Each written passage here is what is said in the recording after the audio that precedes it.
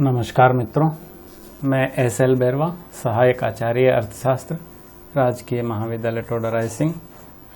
आज इस वीडियो में हम मुद्रा के आकस्मिक, स्थैतिक एवं प्रावेगिक कार्यों के बारे में चर्चा करेंगे। इससे पूर्व के वीडियो में हमने मुद्रा के प्राथमिक और सहायक कार्यों के बारे में चर्चा की थी। तो चलो शुरू करते हैं आज का ये आकस्मिक, स्थैतिक एवं प्रावेगिक कार्य का टॉपिक। मुद्रा का जन्म प्रमुख रूप से वस्तु विनिमय से उत्पन्न होने वाली कठिनाइयों को दूर करने के लिए हुआ था। अतः मुद्रा की अधिकांश परिभाषाओं में मुद्रा के कार्य विनिमय के माध्यम, मूल्य के मापक, क्रय शक्ति के हस्तांतरण तथा क्रय शक्ति के संचय का माध्यम मान्य है। यथा मुद्रा के हैं कार्य चार: माध्य, मान, माप, भंडार। Money is a medium of function for a measure, a medium, a standard, a store. मुद्रा के ये चार प्रमुख कार्य ही माने गए हैं, परंतु व्यवहार में मुद्रा के केवल ये चार कार्य ही नहीं बल्कि मुद्रा के कार्य काफ़ी व्यापक है। प्रोफेसर किनले ने मुद्रा के कार्यों को निम्न वर्गों में वर्गीकृत किया है। प्राथमिक कार्य, इसके अंतर्गत मुद्रा की अनिवार्य सेवाओं को रखा जाता है, एसेंशियल सर्विस ऑफ मनी, जिसमें विनिमय का माध्यम और मूल्य के मापक प्रमुख रूप से सम्मिलित किए जाते हैं। दूसरा कार्य है मुद्रा के सहायक अथवा गौण कार्य। इसके अंतर्गत मुद्रा के व्युत्पन्न कार्यों, डेरिव्ड फंक्शंस ऑफ मनी को रखा गया है। इस सहायक और गौण कार्यों में जैसे स्थगित भुगतानों का मान, मूल्य संचय का साधन, क्रय शक्ति का हस्तांतरण आदि कार्य प्रमुख है। इसके अतिरिक्त मुद्रा के आकस्मिक कार्य भी हैं जिनका चर्चा हम इस वीडियो में कर रहे हैं। यह कार्य मुद्रा के कार्यों के उप उत्पाद, बाय प्रोडक्ट होते हैं। जैसे इसके अतिरिक्त चौथे रूप में अर्थशास्त्री प्रोफेसर पॉल आइजिंग ने मुद्रा के कार्यों को स्थैतिक एवं प्रावेगिक आधार पर भी वर्गीकृत किया है। जैसे मुद्रा के स्थैतिक तथा प्रावेगिक कार्य। मुद्रा के जन्म के समय मुद्रा के कार्य काफी सीमित थे, किंतु जो मानव सभ्यता का विकास होता गया और अर्थतंत्र जटिल बनता गया तो मुद्रा के कार्यों में वृद्धि होती चली गई।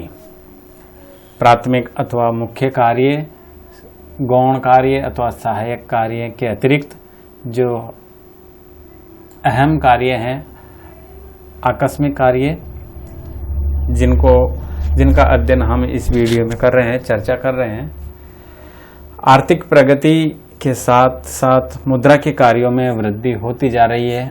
आधुनिक विकसित अवस्थाओं में मुद्रा प्राथमिक तथा सहायक कार्यों के साथ साथ निम्न आकस्मिक कार्य भी करती है, जिसमें पहला है सामाजिक आय का वितरण, डिस्ट्रीब्यूशन ऑफ सोशल इनकम।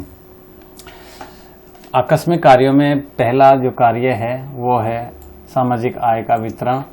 आज का युग बड़े पैमाने के उत्पादन का युग है, जिसमें उत्पादन कार्य उत्पादन के अनेक साधनों के सामूहिक प्रयत्नों द्वारा किया जाता है। इस सामूहिक उत्पादन का मूल्य मुद्रा में ही आंका जाता है तथा इसे मुद्रा में बेचकर साधनों का पुरस्कार मुद्रा में ही चुकाया जाता है। मुद्रा में सामान्य स्वीकृति का गुण होने के कारण उत्पत्ति का प्रत्येक साधन अपने पुरस्कार के भुगतान के रूप में मुद्रा को स्वीकार कर लेता है। इस तरह से ये जो सामाजिक आय का वितरण है, ये भी मुद्रा में ही किया जाता है, मुद्रा में ही स्वीकार किया जाता है। साख का आधार, बेसिस ऑफ क्रेडिट। वर्तमान युग में साख का महत्व बहुत बढ़ गया है। आज विकसित देशों में सभी भुगतान विनिमय पत्रों, चेकों, साख पत्रों आदि के माध्यम से किए जाते हैं। इन साख पत्रों का आधार मुद्रा ही है।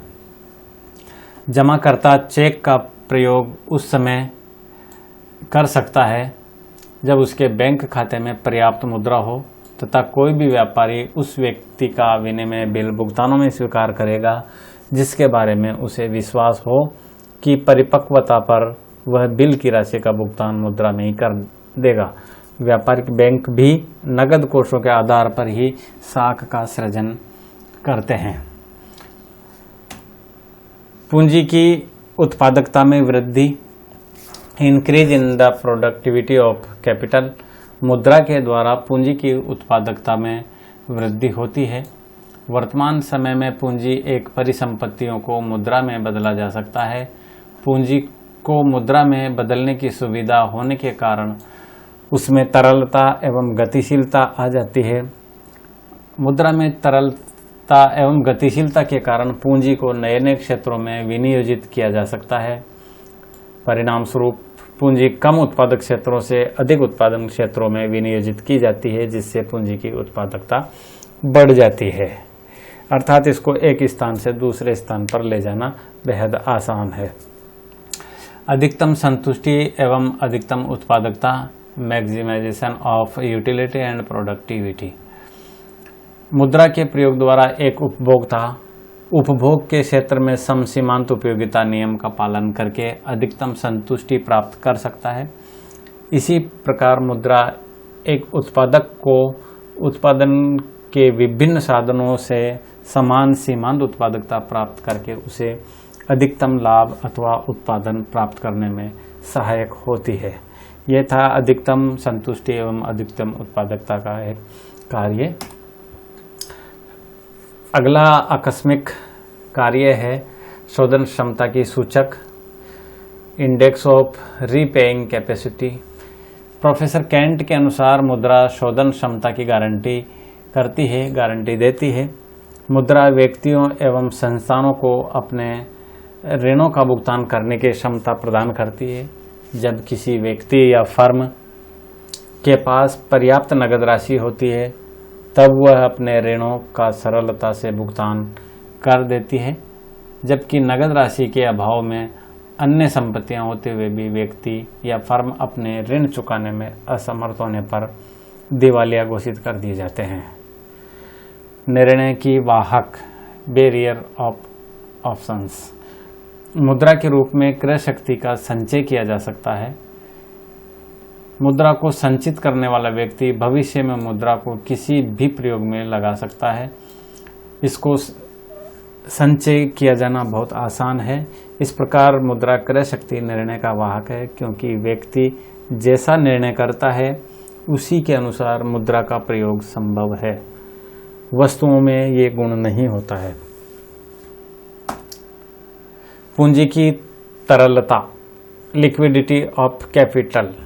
अन्य प्रकार की संपत्तियों की अपेक्षा मुद्रा में सर्वाधिक तरलता होती है, लिक्विडिटी होती है। इसलिए प्रत्येक व्यक्ति एवं फर्म अपने पास 3 उद्देश्यों के लिए तरल पूंजी कोष या मुद्रा रखना पसंद करते हैं, और ये उद्देश्य हैं: कार्य संपादन के उद्देश्य से मुद्रा नगद रूप में रखी जाती है, सतर्कता के उद्देश्य से भी मुद्रा नगद रूप में रखी जाती है, एवं सट्टे के उद्देश्य को ध्यान में रख करके भी पूंजी तरल रूप में रखी जाती है।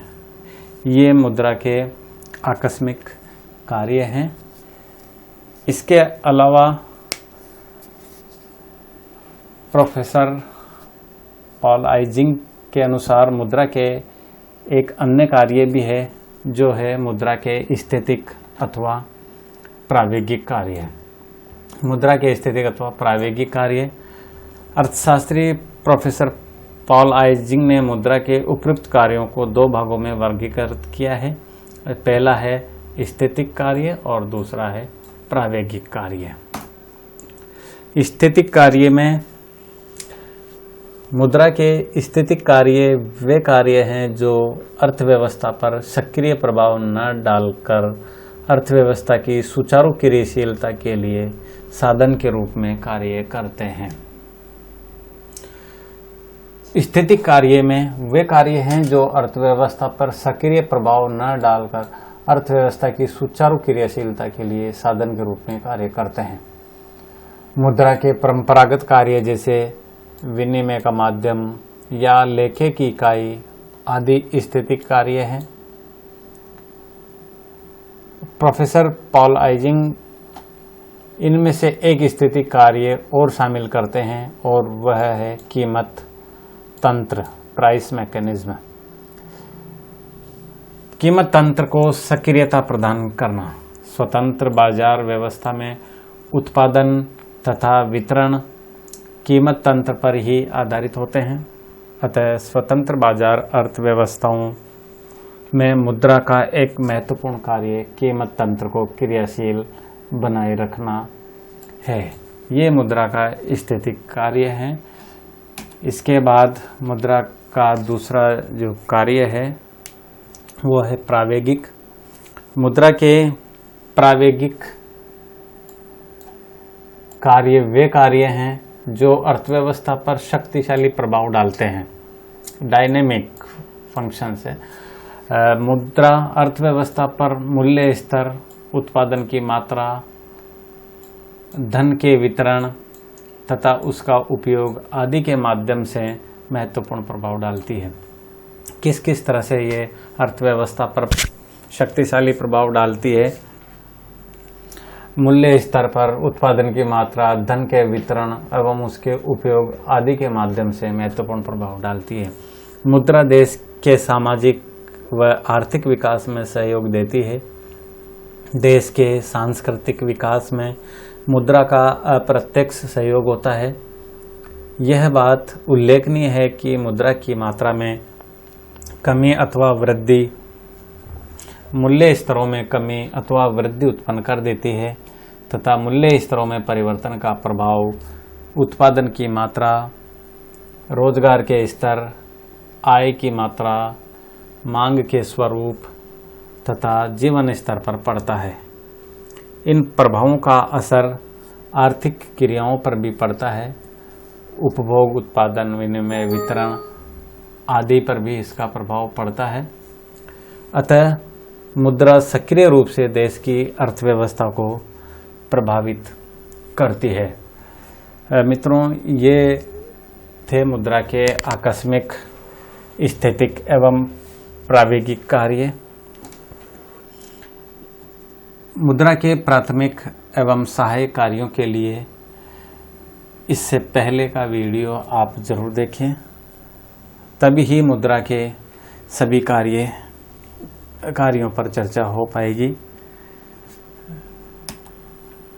मुद्रा के उपयुक्त कार्यों के विश्लेषण से स्पष्ट होता है कि मनुष्य के आर्थिक, सामाजिक एवं राजनीतिक जीवन में इसका अत्यधिक महत्व है। स्पष्ट है कि मुद्रा का महत्व दिनों दिन बढ़ता ही जा रहा है। मुद्रा का महत्व हर क्षेत्र में है, चाहे वो सामाजिक क्षेत्र हो, चाहे वो राजनीतिक क्षेत्र हो, चाहे वो आर्थिक क्षेत्र हो।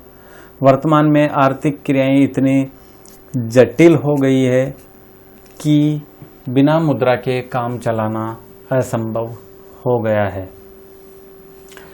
डच अर्थशास्त्री पियर्सन के अनुसार मुद्रा रेलवे स्टेशन पर शटिंग करने वाले इंजन की तरह है, जो एक समय डिब्बों की एक पंक्ति को खींचता है और दूसरे समय दूसरी पंक्ति को धकेलता है। इस प्रकार इसका कार्य सभी डिब्बों को सही पटरियों पर लाना होता है, जिससे वे निश्चित स्थान पर पहुंचने में समर्थ हो सके, परंतु इंजन स्टेशन से कभी नहीं जाता है। ये मुद्रा के आकस्मिक कार्य हैं। Thank you so much.